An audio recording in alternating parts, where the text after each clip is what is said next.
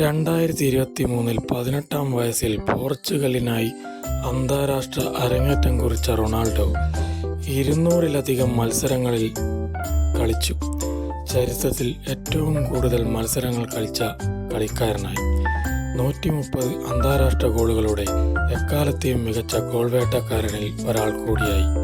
11 പ്രധാന ടൂർണമെൻറ്റുകളിൽ റൊണാൾഡോ കളിക്കുകയും ഗോൾ നേടുകയും ചെയ്തിട്ടുണ്ട്. 2004 യൂറോയിൽ അദ്ദേഹം തൻ്റെ ആദ്യ അന്താരാഷ്ട്ര ഗോൾ നേടി. അവിടെ അദ്ദേഹം പോർച്ചുഗലിനെ ഫൈനലിലെത്തിച്ചു.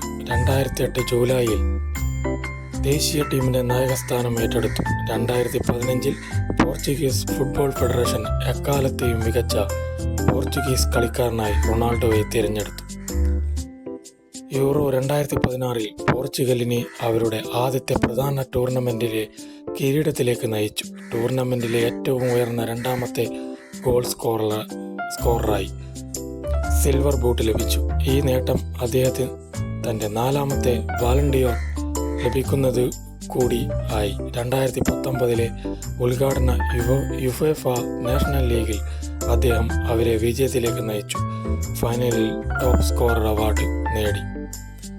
2020 ടോപ്പ് സ്കോററായി അദ്ദേഹം ഗോൾഡൻ ബൂട്ടും ലഭിച്ചു.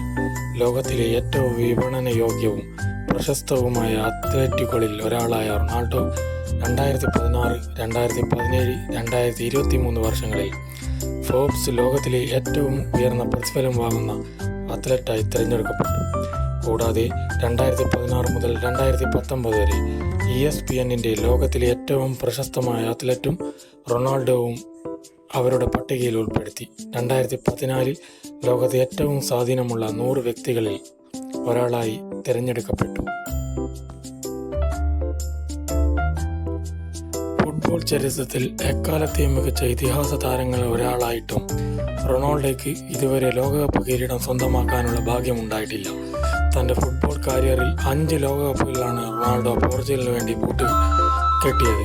കഴിഞ്ഞ ഖത്തർ ലോകകപ്പിൽ ക്വാർട്ടർ ഫൈനലിൽ മൊറോക്കോയോട് പരാജയപ്പെട്ടാണ് പോർച്ചുഗൽ പുറത്തായത്.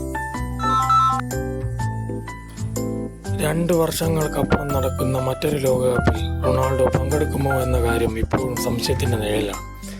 എന്നാൽ തൻ്റെ 39-ാം വയസ്സിലും വീര്യം ചോരാതെ പോരാട്ട വീര്യം നടത്തുന്ന റൊണാൾഡോ അടുത്ത ലോകകപ്പ് കളിക്കുമോ എന്നത് കണ്ടു തന്നെ അറിയാം.